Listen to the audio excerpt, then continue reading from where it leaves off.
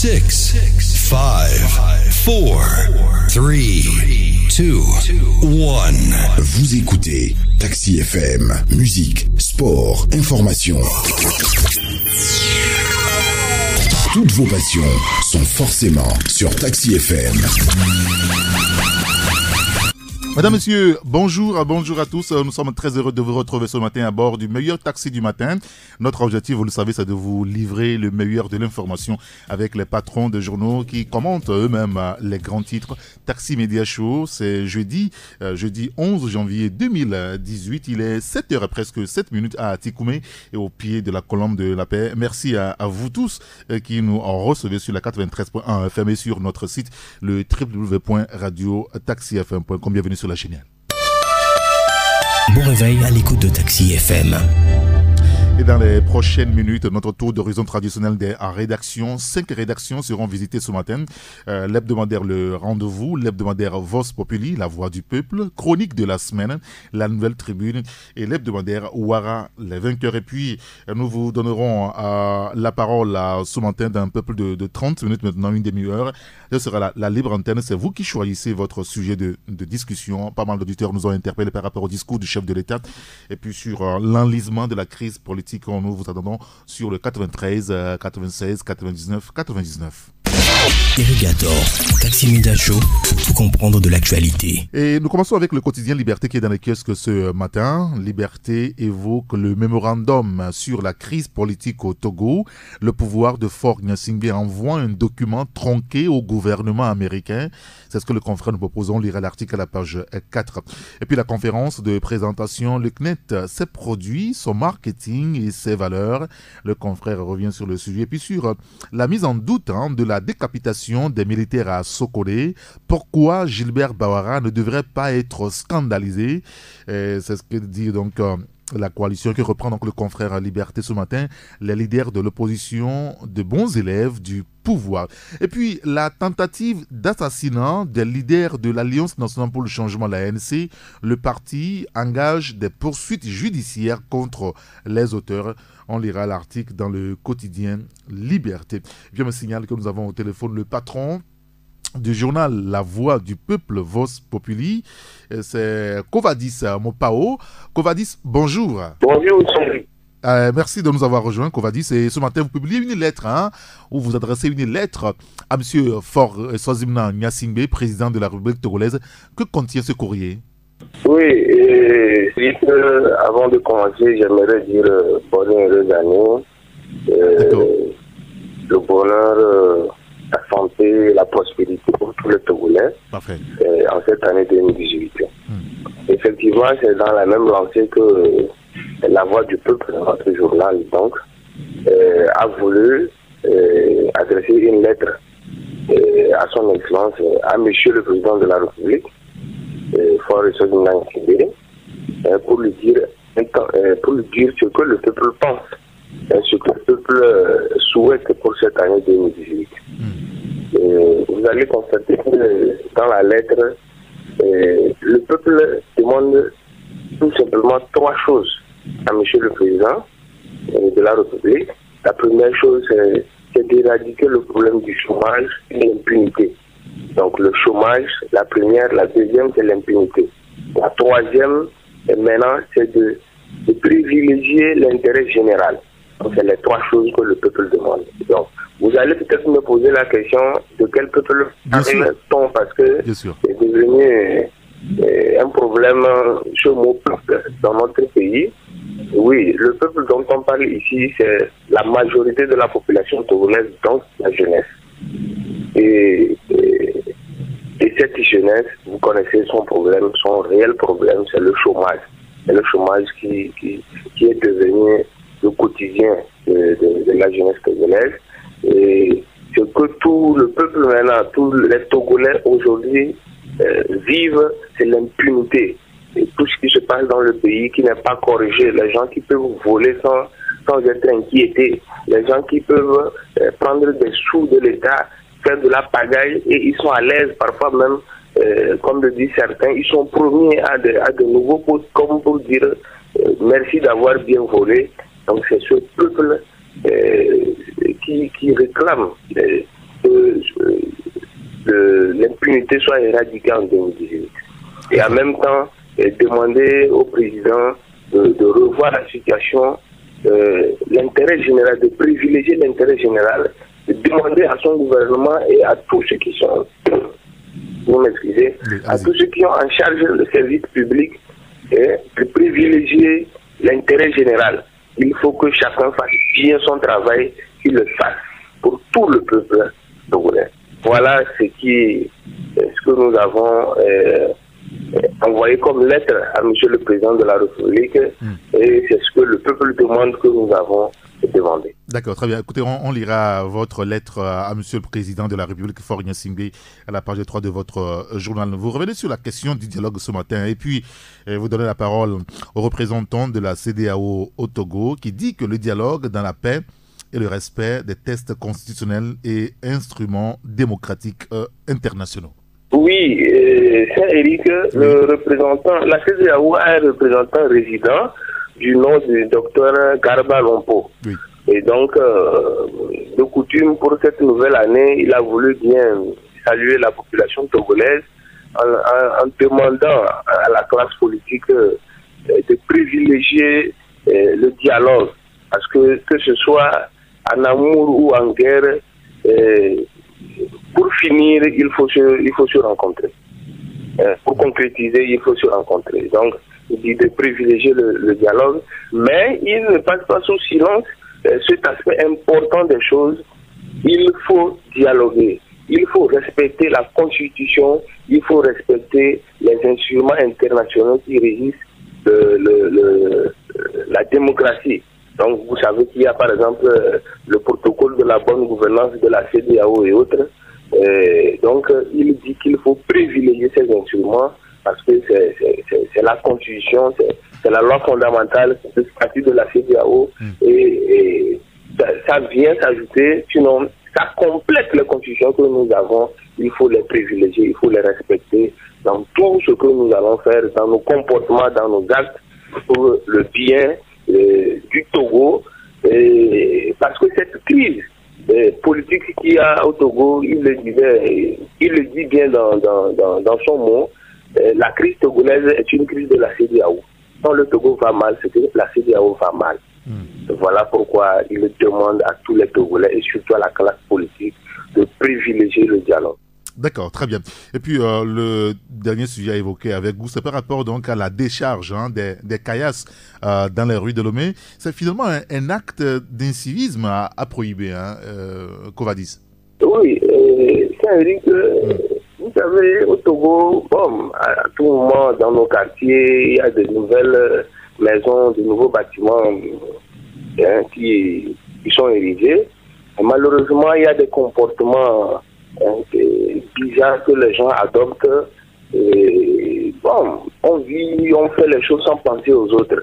On casse les maisons, les vieilles maisons, et on déverse les caillasses dans la rue. Et ça perturbe la circulation. Parfois, c'est les premiers qui sont trouvés. En tout cas, c'est devenu un problème. Même ceux qui construisent, ils constatent que les gens sont libres au Togo de mettre le gravier, de mettre le sable dans la rue. Ils ne s'inquiètent même pas, ils ne pensent pas que cette route est empruntée par plusieurs personnes. Voilà des actes à prohiber en 2018 parce qu'il faut que le changement commence par nous-mêmes, par nos comportements, avant qu'on arrive à un vrai changement au sommet de l'État ou au niveau des institutions. Voilà pourquoi on a écrit cet article, ceux qui le liront comprendront. Nous invitons quand même les Togolais à lire le journal d'aujourd'hui qui contient beaucoup de choses, surtout dans l'intérêt général. D'accord, très bien. Écoutez, on lira tout cela dans votre journal. Merci beaucoup à Kovadis Mopao. Oui, je vous remercie. Bonne journée à vous. Bonne journée à vous également. Bon réveil à l'écoute de Taxi FM. Nous avons le journal Le Changement qui est aussi dans les kiosques. Ce matin, le confrère revient sur les vœux de nouvel an du président national du CAR, Maître Yaovi Agboibo. Maître Agboibo fait de la présence d'un médiateur au dialogue la mesure clé de mise en confiance des participants aux discussions. Vous lirez son message à la page 3 du journal Le Changement ce matin. Et puis le bilan 2017 de la diplomatie togolaise, Robert Doucet qui déclare « Au regard de l'engagement diplomatique du président de la République, 2017 est une année de pragmatisme, d'audace diplomatique, extrêmement riche en résultats pour le Togo. » Vous lirez sa réaction dans le journal Le Changement. Et puis protestation contre le régime de Faure-Gnassingbé. L'opposition prévoit de nouvelles manifestations pour les 13 et 20 janvier prochains. Les détails sont à découvrir dans le journal Le Changement. Et c'est Michel Tchadja qui est au téléphone avec nous ce matin.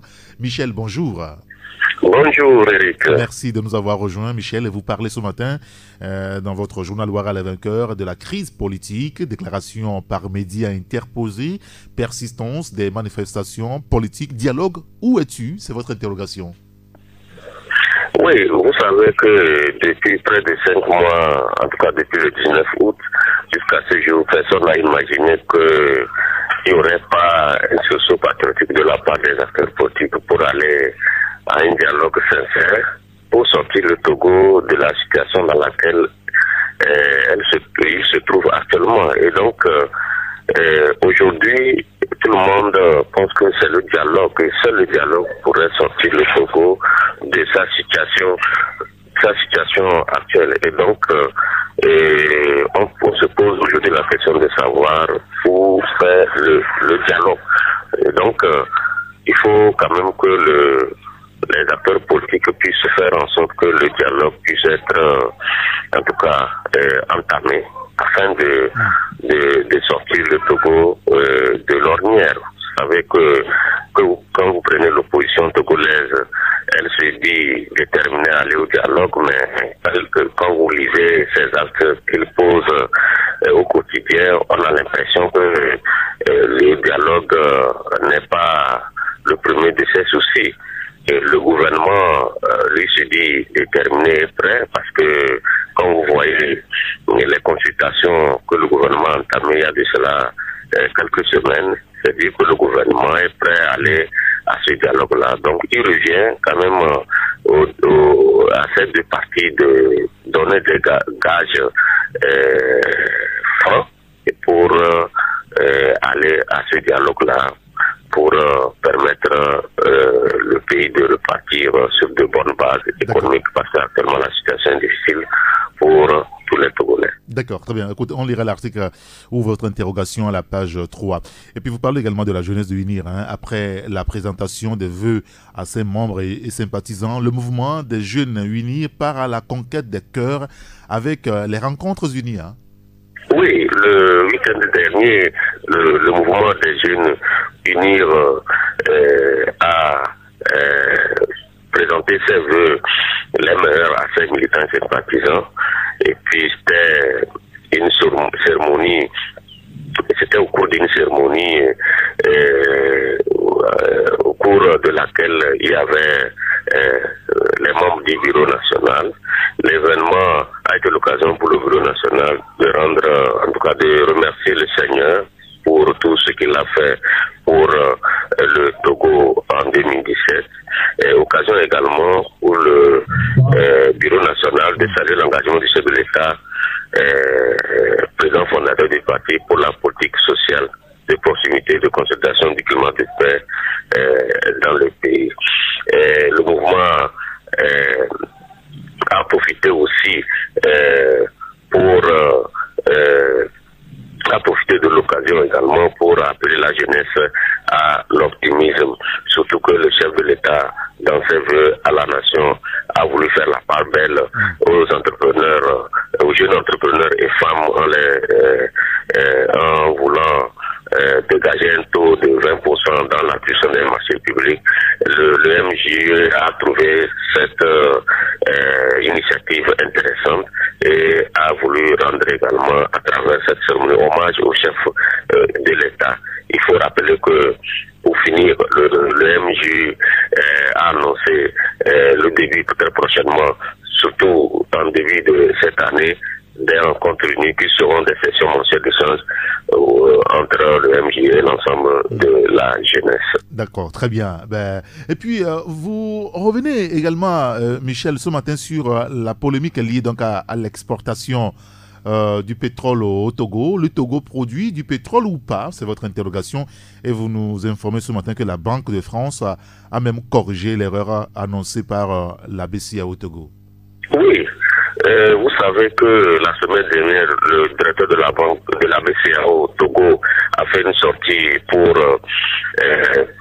relever une erreur qui s'est glissée dans le rapport annuel 2016 de la Banque de France, le rapport dans lequel le Togo était considéré comme un pays qui exporte du pétrole et selon ce rapport de 2013 à 2016, le Togo a exploité le pétrole à hauteur de 7 milliards de dollars. Et la BCEAO, qui a été citée comme source, a voulu, par cette sortie, dire que ce n'est qu'une simple erreur de reporting et que le Togo, pour elle, ne produit pas du pétrole. Donc, on attendait que cette erreur soit corrigée par la Banque de France pour que tout le monde se situe réellement. Finalement, la Banque de France a rectifié cette erreur hier. Vous pouvez vérifier cela sur son site internet. Mais jusque-là, ce n'est pas suffisant. On attend que les autorités togolaises aussi, puisque c'est vrai que c'est une erreur corrigée par la Banque de France, la BCEAO qui était la première à prendre position pour dire que ce n'est pas le cas. La Banque de France vient de corriger l'erreur, mais le Togo, l'État doit quand même situer les Togolais par rapport à cette situation, en disant clairement aux Togolais si le pays produit ou non le pétrole. Voilà. D'accord. Très bien. Écoutez, on lira tous ces sujets dans votre journal Ouara les vainqueurs dans les kiosques ce matin. Merci beaucoup, Michel Tchadia. Merci, Eric. Et bonjour à tous les passagers de taxi. Allez, bonne journée à vous également. Merci. Sur Taxi FM, l'info roule.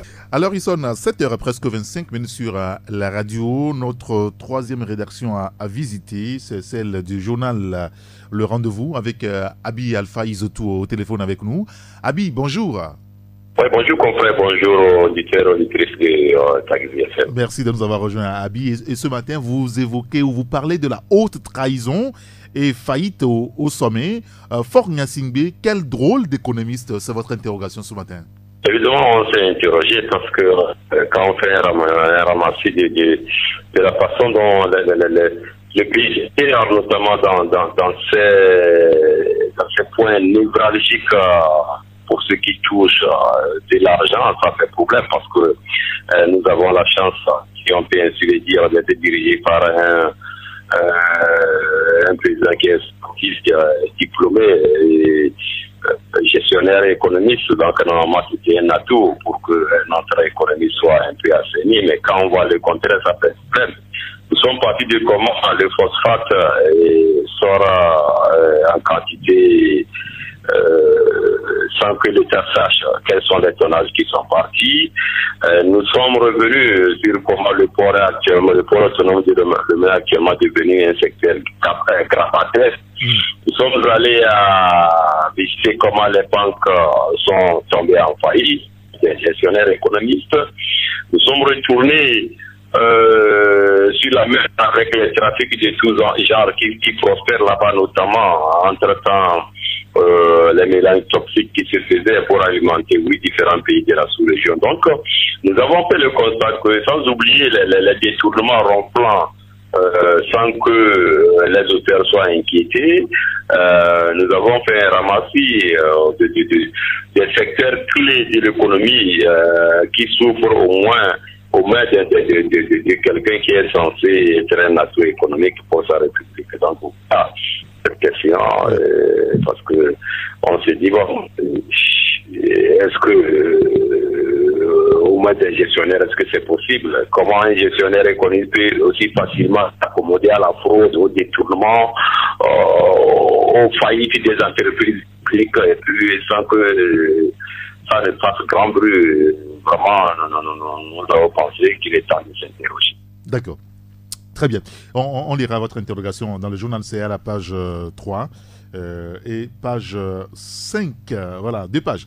Alors, vous parlez également d'un autre sujet, c'est la récente pénurie de l'or noir à la pompe, vétusté des cuivres de la STT et STE ou rupture du frelaté à Bialfa.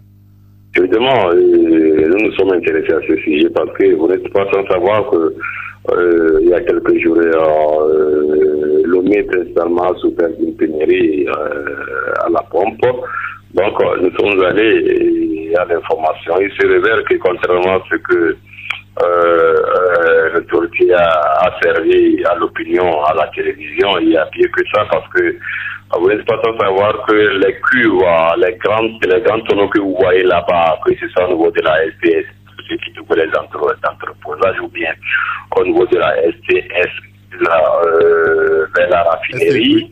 À tous ces niveaux-là, les cuves qui servent de stockage des produits pétroliers sont construites en 1974 avec la raffinerie du pétrole. Donc, ces installations sont fatiguées. Au niveau principalement de la STE dont il est question, puisque c'est la STE qui alimente le territoire national en produits pétroliers, il y a pas de souci avec la chaîne qui alimente en gasoil. Pourquoi vous avez vu que le gasoil n'avait pas de problème dans les stations d'essence. Mais au niveau du super, il y avait un souci parce qu'il y a 3 cuves en effet. Il y a 3 cuves et sur les 3 cuves, 2 sont tombés en désuétude. Une cuve est totalement détruite et en construction. La seconde cuve a pu être réparée, mais une fois rétablie, quand on pompe ça ne répond pas comme cela se doit. Donc il y avait en effet une seule cuve qui répondait en plein temps. Donc cela ce flottement, pour ne pas dire cette grande défaillance technique a privé les Togolais de la fourniture en carburant pendant quelques jours. Ça, c'est le premier aspect. Le second aspect maintenant, c'est la rupture de la chaîne du frelaté. Pendant la même période, il y avait une pénurie déclarée au niveau du Nigeria. Que les autorités togolaises le veuillent ou pas, presque la moitié des produits pétroliers que les Togolais consomment viennent de la contrebande qui passe du Nigeria via le Bénin. Donc, cette rupture déclarée au niveau du Nigeria ne permettait plus aux trafiquants du frelaté d'alimenter, n'est-ce pas, notre pays. Et cela a joué un grand rôle. Et puis, c'est l'occasion de relever cette histoire de boudet ou bien de frelaté comme on le dit très souvent. C'est une grande chaîne. Si actuellement, les gens du boudet du trafic s'arrêtent totalement, je vous assure que tout l'État togolais ne pourra pas alimenter les 50% de la République. Donc, sachez que une bonne partie du carburant que les Togolais consomment vient de ce trafic. Et malheureusement, ça met en exergue la méchanceté, si on peut ainsi le dire, de l'autorité. Vous savez que vous n'avez pas la capacité d'alimenter tous les pays, mais ceux qui, d'une façon informelle quand même, viennent pallier à ce manque, vous les combattez comme si c'était de la drogue qu'ils vendent, alors que parfois il n'est pas rare de voir même des officiers qui se passaient sur des trafics, quoi. Et finalement, cette histoire de boudet est devenue vraiment une escroquerie d'État, et je pense qu'il faut que les gens y réfléchissent. Donc nous sommes intéressés à ce dossier sur une page et les lecteurs peuvent s'en servir. Oui, on lira l'article dans le journal, dans votre journal ce matin. Et puis l'autre sujet, c'est par rapport donc à l'affaire d'atteinte à la sûreté intérieure de l'État. Kwacha Nyasingbe, une liberté interdite finalement, Abi? Oui, Kwacha Nyasingbe, on se demande sévèrement pour lui si c'est une liberté interdite, parce qu'il y a quelques jours, se libérèrent son plus proche ami, qui est Cédou Bakiti, qui est actuellement en Suède, là-bas au repos. Maintenant, après lui, c'est Sassou et Nyasingbe et Soa qui sont partis. On s'en réjouit que finalement, un à un, les gens finissent par libérer les grilles par rapport à ce fameux dossier sans tête ni pied. Malheureusement, Pacha Nyasingbe, le cerveau, et le commandant Ati sont toujours derrière les grilles. C'est un peu difficile de se l'expliquer. Donc la libération de ces trois premiers, on s'est dit que c'est peut-être une occasion pour fournir une ouverture pour qu'il ferme les yeux pour libérer tout le monde, histoire d'avoir une épine ou bien un caillou du moins dans la chaussure. Vous n'êtes pas sans savoir que ce soit au niveau de la famille ou bien au niveau de sa famille, au sens politique du terme ou bien au sens parental.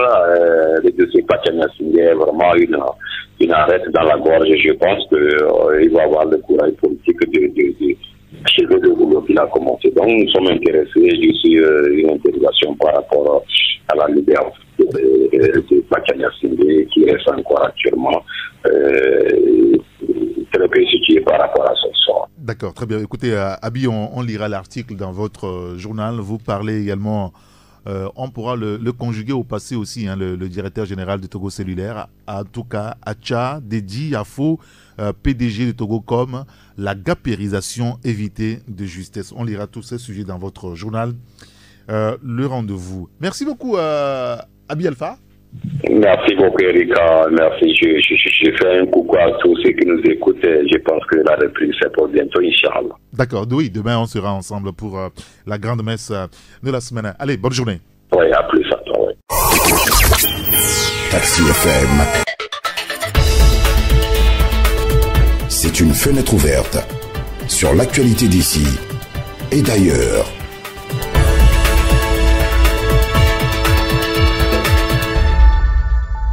Il y a le journal Tingo Tingo qui est aussi dans les kiosques ce matin. La révolution de l'opposition togolaise par la rue. Coalition de l'opposition annonce les femmes dans les rues le 20 janvier après une marche le 13. Vous lirez l'article dans le journal à la page 3. Le tronçon Lomé-Vogan-Enfouin complètement inexploitable pendant ces périodes d'harmattan. Le journal revient sur le sujet. Et puis aussi sur la crise dans l'éducation, reprise des discussions, gouvernement et enseignants aujourd'hui. Les détails sont à lire dans le journal. Et puis affaire Kwacha, Nyasingbe atteinte à la sûreté de l'État. Sassouvi, Sassoué, Nyasingbe et Swazimna recouvrent leur liberté. Les détails, c'est dans le journal Tingo Tingo. Et notre quatrième rédaction, c'est bien cela, c'est celle du journal chronique de la semaine. Et nous avons au téléphone Dominique Aliziou. Dominique, bonjour. Bonjour Eric, j'espère que tes passagers ont repris cette nouvelle année. En tout cas, je leur souhaite bonne année. Oui, bien sûr. Merci, bonne année à vous également. Et vous revenez d'abord sur le message du chef de l'État à la nation. Faure Nyasingbe place la jeunesse au cœur de l'action gouvernementale en 2018. En tout cas, on lira l'article à la page 3.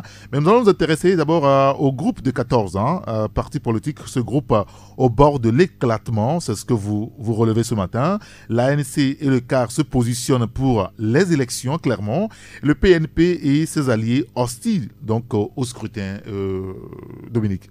Justement, selon les révélations de notre confrère Firmin Tekwabo, une rencontre a eu lieu entre le président de l'ANC, Jean-Pierre Fabre, chef de l'opposition, et puis Maître Abdelbor. Donc, le chef de l'opposition s'est rendu au domicile de Maître Abdelbor pour justement discuter des élections annoncées par le chef de l'État lors de son discours le 3 janvier dernier. Donc, les deux leaders ont opté pour l'envoi de leurs représentants à la CENI et surtout l'opposition de leur participation donc au scrutin qui auront notamment celui de scrutin législatif et les élections locales. Donc, qui touche avec une autre position, l'aile dure de G14, notamment le réseau Titi Achadam et la diaspora, qui pour eux, la seule issue pour cette crise de marché, c'est toujours marché. Donc j'ai essayé de gagner quelques informations et il s'avère que Titi Achadam est un proche de son parti, estime que leur parti étant beaucoup plus basé sur des préceptes religieux et surtout sur les thèmes, donc il n'est pas évident qu'il puisse avoir beaucoup de sièges à l'Assemblée.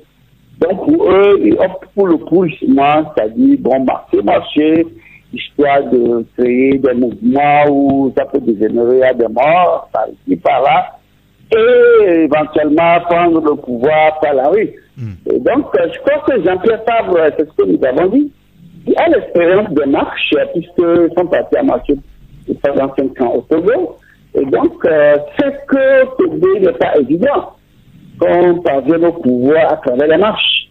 Donc, et c'est ça que sûrement qui a motivé le chef de l'opposition à opter pour sa participation aux 2 scrutins qui s'annoncent. Sans oublier que Jean-Pierre Fabre, vivant avec les délices du chef de l'opposition, ne voudrait pas perdre ce privilège.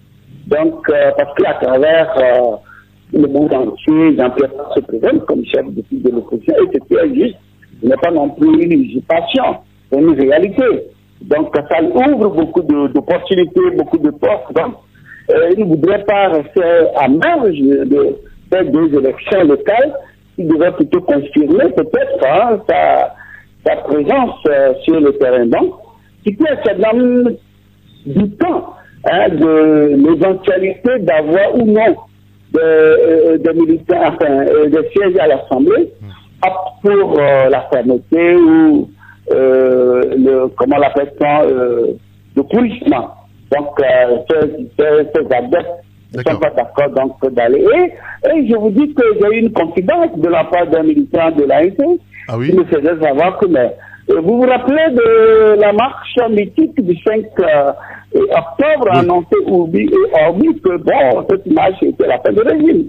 Justement, le confident, un cadre très important de l'ANC, m'a laissé entendre que Titi Achadam les avait rassurés que le 7 octobre, c'est la fin du régime de Fogne privé au Togo, et qu'ils ont pris toutes les dispositions en complicité avec certains officiers de l'armée togolaise, et que tout est fait prêt, et donc après le 5 Fabre serait plus au pouvoir. Et ils ont été tous déçus, étonnés que jusqu'au jour d'aujourd'hui, Fabre est encore président de la République, et non seulement président de la République, il est le tout puissant. Donc, c'est tout un sourire la plupart des leaders qui n'osent pas le dire, mais qui rigolent entre eux.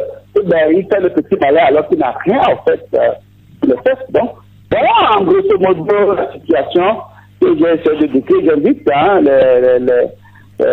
ceux qui veulent la bonne information, l'information juste et vérifiée, de parcourir le journal chronique de la semaine et dans lecteur ce matin, ou d'aller sur le site web www.chroniquedelaSemaineCollée.com. D'accord, très bien. On va visiter votre site internet, Dominique Alizou, rassurez-vous. Et puis, toujours par rapport à la politique, alors, votre interrogation ce matin, pourquoi l'opposition a-t-elle peur du référendum, Dominique? Justement, nous nous sommes demandé, mais comment se fait-il que l'opposition qui tombe au effort, qui donne le peuple dans la rue, et que cette opposition ou refuse le référendum qui constitue également d'aller vers ce peuple, surtout pour voir vraiment la fiabilité ou la réalité du mot peuple que l'on utilise.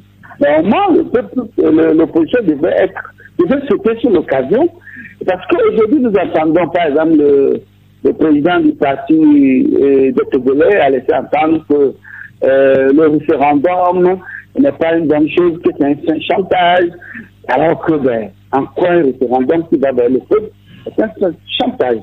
par rapport au dialogue, il a laissé entendre. Donc, or, il est évident que le dialogue, les accords qui seront signés au cours du dialogue peuvent être versés au référendum et appeler le peuple à se prononcer cette thème. Est-ce que c'est une mauvaise chose? Pourquoi on dit peur? Pourquoi le référendum est grand utile? Donc c'est en cela que nous ne comprenons pas. Mais nous avons essayé de voir quelques pistes et donc nous appelons l'expert à parcourir la colonne du journal chronique de la semaine pour voir vraiment ce qui fait vraiment peur à l'opposition. C'est à tous les niveaux, dans toutes leurs interventions, dans toutes leurs sorties, ils disent non, nous ne voulons pas de référendum. Alors que le référendum consiste à aller vers le peuple. Voilà ce que nous avons essayé. D'accord, très bien. Et puis, grande mobilisation ce samedi 13 janvier. Les militants de UNIR marchent pour la paix. Vous en parlez aussi ce matin. Merci beaucoup, Dominique Alizou. Merci, Eric. J'espère qu'en 2018, le ministre Chiac n'a pas levé la mesure qui consiste à porter efficacement le ceinture. Hein, j'espère bien. D'accord, on va gérer tout ça. Allez, bonne journée, Dominique. Merci, mon frère. 93.1 Taxi FM, premier sur l'actualité.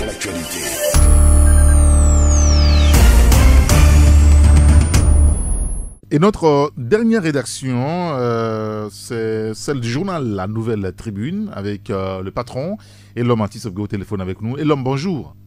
Bonjour Eric et bonjour à tous les passagers du taxi du matin. Et ce matin, vous revenez sur le marché financier avec la SGI Togo. Ce grand corps malade, que se passe-t-il encore là-bas?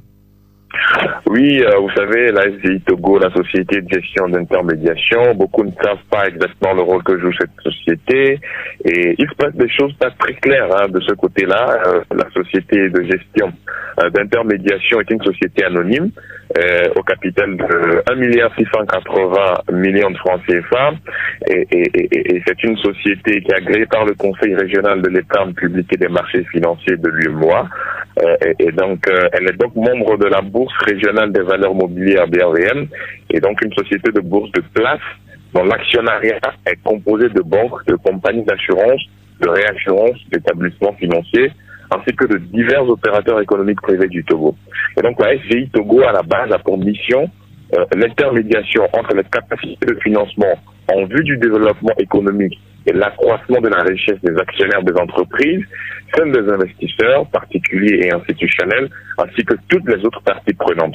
Et donc, j'introduis en fait ce que je présente en fait ce qu'est la SGI et le rôle qu'elle joue précisément par rapport au marché financier. Et donc, qu'est-ce qui se passe? Il se passe que le Togo a lancé récemment un emprunt obligataire avec un taux de 6,90%, ce qui se trouve un peu partout au niveau du marché financier. Vous voyez sur le marché financier, en l'occurrence sur le site du Conseil régional d'épargne publique et des marchés financiers, et en même temps sur le site de l'SGI Togo et dans certains journaux de la place, vous voyez que l'État a commencé à communiquer autour d'un emprunt obligataire qui a été lancé récemment pour régler un certain nombre de problèmes. Et donc, qu'est-ce qui se passe par rapport à cet emprunt obligataire? Cette émission d'emprunt obligataire vise le paiement des arriérés de la dette publique intérieure de la mobilisation de ressources destinées au financement des projets porteurs de croissance. Et donc, la SGI Togo, qui est une société qui devrait se positionner par rapport à cet emprunt obligataire, c'est véritablement positionné pour pouvoir le décrocher, parce que vous n'êtes pas sans savoir que dans un pays, si la société de gestion d'intermédiation postule à un emprunt obligataire, ça peut faire tourner à l'équilibre cette SGI-là sur une période de 5 ans. Et nous avons ici un directeur général, et en l'occurrence M. Assibi, qui en 10 ans de direction générale n'a pu réussir qu'un seul emprunt obligataire, contrairement à ses prédécesseurs qui en ont fait 3 voire 4.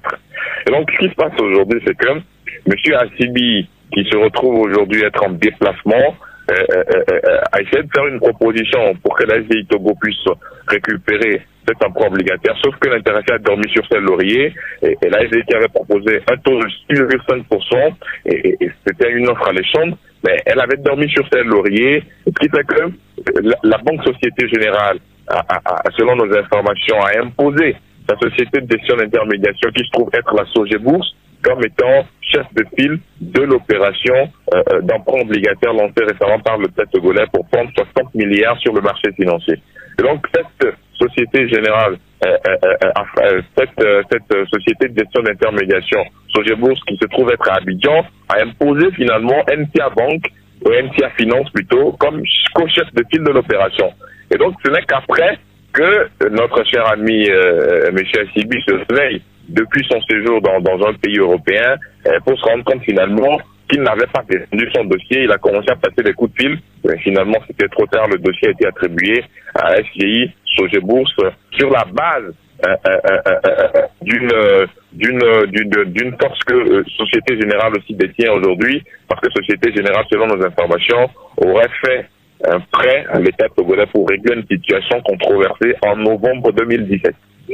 Et donc, autre chose, c'est que le personnel de la SGI aujourd'hui est aux abois. Vous avez un personnel, quand vous allez à la SGI aujourd'hui, vous avez un personnel qui manque de motivation, un personnel qui dort, etc. Et selon nos informations, les recommandations qui ont été envoyées par le conseil d'administration à la direction générale pour régler un certain nombre de problèmes n'ont pas été mises en œuvre. Et donc, la promotion qui devrait être faite de certains employés au niveau de la SGI Togo n'a pas été faite. Le directeur général a préféré mettre ces recommandations dans les tiroirs.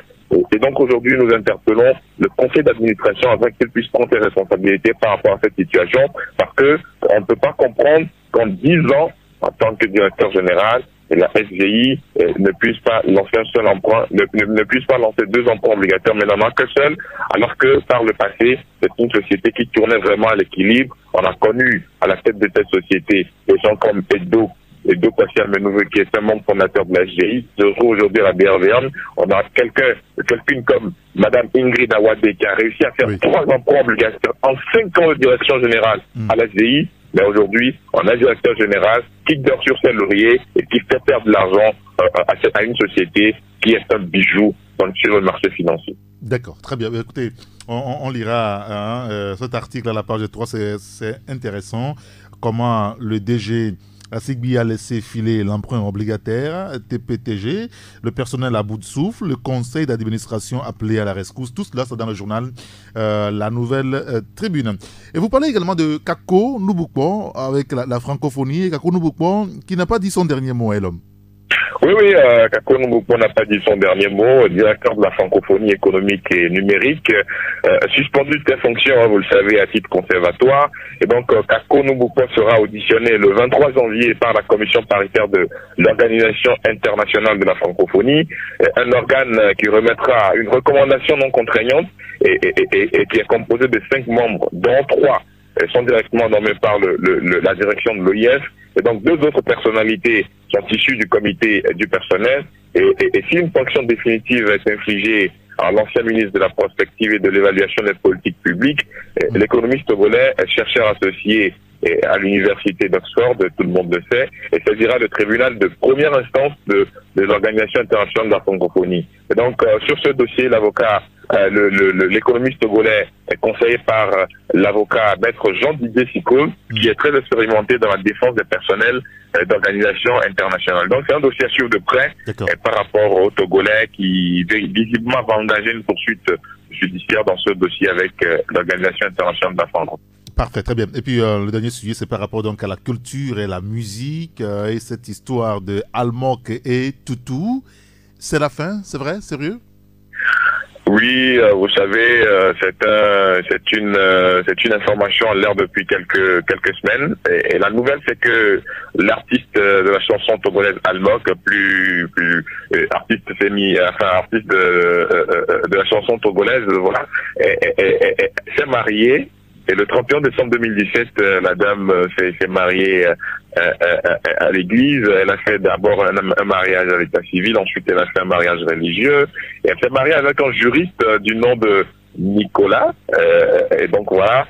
Et ça fait qu'aujourd'hui, la protégée du label Fanga Music, dirigée par un certain Tamakim Toutou, a mal à partir avec elle parce que avec ce nouvel élément qui s'ajoute à la carrière de l'artiste, c'est difficile d'en manager. Et donc visiblement, vous avez constaté qu'en 2017, Almok n'a pas été véritablement présente sur la scène. que ce soit national comme international. Et donc aujourd'hui, il y a des odeurs de crise entre les deux. Donc selon certaines informations que nous avons, ça sonne la fin entre ces deux Père Makim Toutou et Almok, parce qu'aujourd'hui Almok s'est marié et selon les informations que nous avons, on n'a plus véritablement sa place dans l'univers musical et ne pourra plus véritablement suivre le rythme imposé par Fanga Music, son label, et dans le cadre du contrat qui lie ces deux parties. Et donc aujourd'hui, c'est, comme vous le savez, c'est le mari qui a le droit de veto sur la femme, c'est le mari qui représente le chef de famille, et donc le manager d'Almok n'a plus véritablement la même mise sur sa protégée. Ça fait que ça sonne la fin entre ces deux parties, Almok et Tamakim Toutou, aux grandes dames, enfin au détriment de la musique togolaise, parce que l'artiste de la chanson Almok est une artiste très très prisée ces dernières années dans notre pays, le Togo. Bon, en tout cas, nous on veut écouter de la bonne musique, hein. Bon, voilà. Merci beaucoup Elo Matisogwe. Merci Eric et très bonne journée à tous les passagers du taxi. Allez, bonne journée à vous également. Merci beaucoup. Irrigator, Taxi Media Show, pour tout comprendre de l'actualité. Et le dernier journal avec nous ce matin, c'est le Patriote qui revient donc sur la résolution de la crise politique au Togo, ou la crise politique togolaise, le dialogue togolais. Où es-tu? C'est l'interrogation du journal Le Patriote, un petit peu comme Ouattara les vainqueurs tout à l'heure. Message de vœux du chef de l'État à la nation, Faure Gnassingbé, fait les yeux doux à l'électorat. Et puis, réalisation des ODD, les médias togolais s'organisent pour mieux accompagner le processus. L'article est à lire dans le journal. Et notre sujet lié donc à l'éducation. Le PP 13 janvier en voie de disparition. Que se passe-t-il réellement de ce côté? Vous achetez le journal Le Patriote et vous avez tous les éléments là-dedans. Voilà donc les journaux qui sont dans les kiosques ce jeudi, en tout cas pour ceux que nous avons avec nous en studio ce matin. Vous avez le quotidien Liberté, l'hebdomadaire Ouattara les vainqueurs. Il y a aussi le journal Le Patriote, la nouvelle Tribune, Tingo est dans les kiosques ce matin. Il y a le rendez-vous, Vox Populi, la voix du peuple. Il y a le changement qui est aussi dans les kiosques ce matin. Vous avez aussi le journal La Chronique de la semaine. Nous marquons une pause et ce sera la libre antenne. C'est vous qui choisissez votre sujet de discussion. Vous nous appelez sur le 93 96 99 99. Taxi FM vous souhaite une bonne année 2018. Taxi FM pense à vous, que le meilleur pour 2018. Taxi FM souffle sa 3e bougie grâce à vous. Joyeux anniversaire. Taxi FM. L'antenne est à vous maintenant, le 93, 96, 99, 99, c'est la libre antenne, c'est vous qui choisissez votre sujet de discussion. Vous pouvez aussi nous dire ce qui se passe autour de vous, dans votre quartier. Vous voulez attirer l'attention des gouvernants sur un sujet précis pour un règlement d'un souci. Vous nous appelez sur le 93, 96, 99, 99. Nous sommes sur Radio Taxi FM Lomé. Notre premier auditeur au bout du fil, allô? Bonjour. Bonjour, mon grand citoyen d'État, comment allez-vous? Ça va bien. Très bien. C'est monsieur? Monsieur Comlan, s'il vous plaît. Monsieur Comlan, vous nous appelez de quel quartier? Je suis à Gualpédo. Nous vous écoutons. C'est pour vous déranger un peu. Vous avez fait la revue de presse, j'ai écouté quelque chose, j'ai voulu un peu pointer du doigt le sujet et dans ça. On parle de l'élection, on dit que l'opposition a peur de l'élection. Est-ce que les conditions dans lesquelles on va organiser les élections sont réunies? Est-ce qu'on va faire les élections comme avant?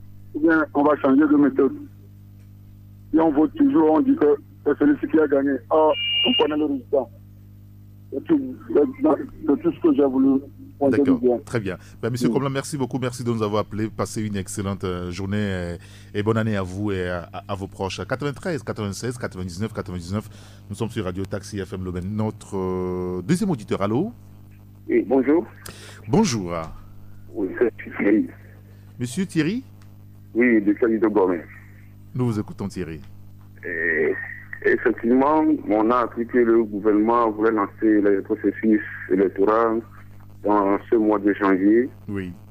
Or, il y a une crise qui perdure dans le pays.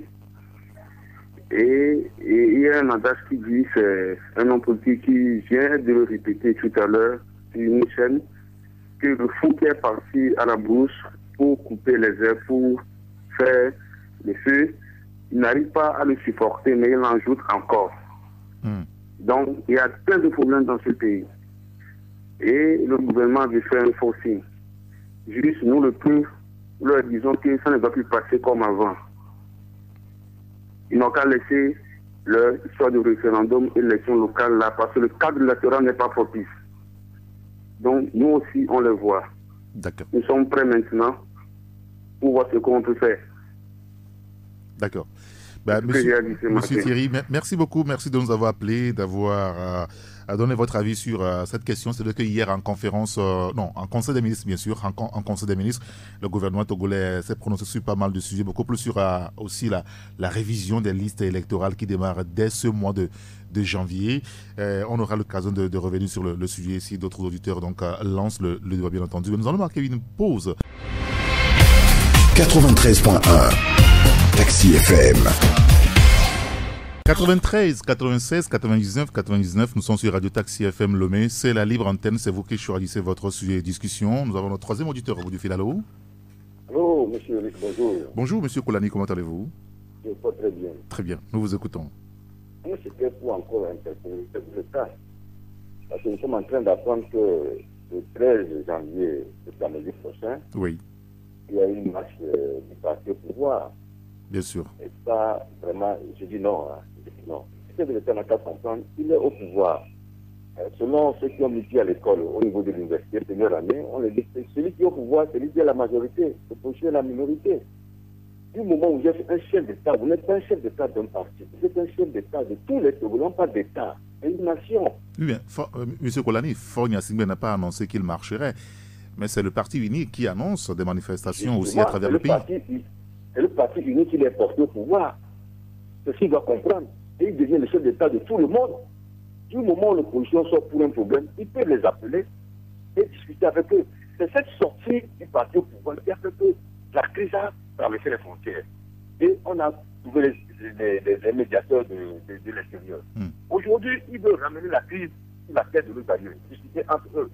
Mais si il n'avait pas fait sortir son parti au pouvoir, l'opposition pouvait accepter. Donc il ne faut pas qu'on... Monsieur, il faut qu'on fasse de morts, de blessés et de dégâts matériels. Donc on fait de l'économie. Je ne sais pas qu'est-ce qui coûte le chef de l'État d'appeler l'opposition, de les appeler ce matin-là. Mes amis, venez à la présidence. Asseyez-vous, vous êtes des Togolais. Je suis Togolais. Quel est le problème? Qu'on s'assied pour discuter. Et dites-moi ce que ça coûte là. Ça va faire qu'il va plus s'appeler Nyakinde ou bien son nom et son général va partir. C'est pourquoi je demande au chef d'état-major. Il est temps quand même. L'armée est au-dessus de la mêlée. Ils ont plus valeur et discipline. Si le chef de l'État ne veut pas comprendre, il faut qu'il est le chef de l'État de l'Union, il n'est pas le chef de l'État de tous les Togolais. L'armée prend ses responsabilités. Non, mais monsieur Kolani, vous ne pouvez pas demander à l'armée de prendre ses responsabilités. L'armée est républicaine. En tout cas, elle est supposée l'être. Et on ne peut pas l'inviter dans le jeu politique. C'est dans ce sens que je dis, parce qu'elle est républicaine, elle est neutre, qu'elle doit appeler le parti au pouvoir. Asseyez-vous, l'opposition, asseyez-vous. Qu'est-ce qui ne va pas? Parce que l'armée doit faire l'économie des morts au niveau de ses rangs, au niveau du peuple aussi. Sinon, finalement, on va où là, monsieur? D'accord. On va où? Il faut qu'on se dise certaines vérités. Je ne demande pas l'armée de prendre position pour l'Union, ni pour l'opposition, mais d'arbitrer. C'est ça l'armée républicaine. D'accord. Vous avez déjà soulevé ce problème, je vous ai posé la question si vous avez déjà vu ça quelque part d'autre. Mais c'est pourquoi je vous dis qu'il faut initier. Il faut innover. D'accord, très bien. Monsieur... Nous avons des problèmes, il faut qu'on enlève l'hémorragie quand même. Parfait, très bien. Monsieur Kolani, merci beaucoup, merci de nous avoir appelé. Passez une excellente journée. 93, 96, 99, 99. C'est la libre antenne, c'est vous qui choisissez votre sujet de discussion. Notre quatrième auditeur au bout du fil. Allô? Allô? Oui, bonjour mon cher Eric Gaton. Monsieur Donné, comment allez-vous? Je vais bien, et vous? Ça va très bien, nous vous écoutons, monsieur Donné. Ok, tout à l'heure, bien avant-hier, vous posez la question de savoir si le chef de l'État nous a convaincu lors de son message privé à la nation. Bien sûr. Écoutez, à mon humble avis, M. Fogna Singbe, qui se dit homme simple, moi, personnellement, ne m'a jamais convaincu. On ne me convaincra jamais aussi. Ça, je le dis très clair. Parce qu'il a au pouvoir bientôt, il va faire plus de 3 mandats, il ne pense jamais limiter son mandat. Il ne dit rien de concret, qu'il a fait un message de menacer, pour ne pas dire le peuple, et pense que c'est un Dieu au pouvoir. Alors moi, il ne m'a jamais convaincu. Parce que lors de son message, il n'a pas parlé, par exemple, de la crise économique que nous vivons, ou bien politique. Je fais allusion, par exemple, à la crise de l'enseignement qui a pris de 7 années déjà. Actuellement, il y a aussi les professionnels de la santé qui menacent de rentrer en grève. Mais ça ajoute tout ça là à la politique. Mais il s'infile quoi? C'est-à-dire qu'il passe outre et dit autre chose à part autre chose. Tout ce qui est au pouvoir. Alors, il ne m'a jamais convaincu et il ne convaincra jamais. Oui, c'est vrai, Monsieur Doné, c'est vrai que Faure Gnassingbé ne s'est pas prononcé clairement sur la crise au niveau de l'éducation, mais il a quand même dit des choses intéressantes, comme la question de la jeunesse, qui est aussi une préoccupation. La question de la jeunesse, il a pouvoir, tu sais combien d'années? Ça fait combien d'années qu'il a pouvoir? Et il n'a jamais initié c'est pas, des innovations pour pouvoir permettre aux jeunes. Par exemple, moi, je me trouve dans le secteur commun. Mais l'État ne me connaît pas. L'État ne m'a jamais venu en aide. Et je ne peux jamais cautionner ce genre d'actes dans la société. Pour des gens qui se disent qu'ils ont fait des études, qui sont des intellectuels. L'État ne vous connaît pas, M. Doné. L'État ne vous connaît pas? Vous ne payez pas des impôts? Mais je paye des impôts. Donc l'État vous connaît? Mais je suis désolé, ils ne me connaissent pas. Ils ne vont jamais venir.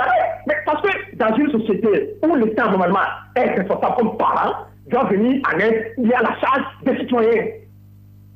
J'allais terminer, mon cher ami. Merci beaucoup, Doné. Passez une excellente journée. 93, 96, 99, 99.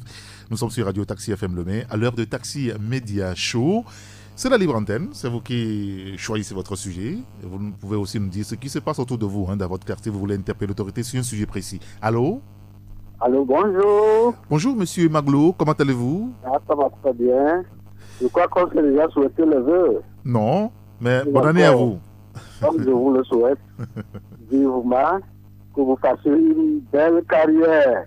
Merci beaucoup. Je souhaite pour l'année 99 et la suite. L'année 2018. Je voudrais intervenir à propos de la marche qu'organise le parti au pouvoir.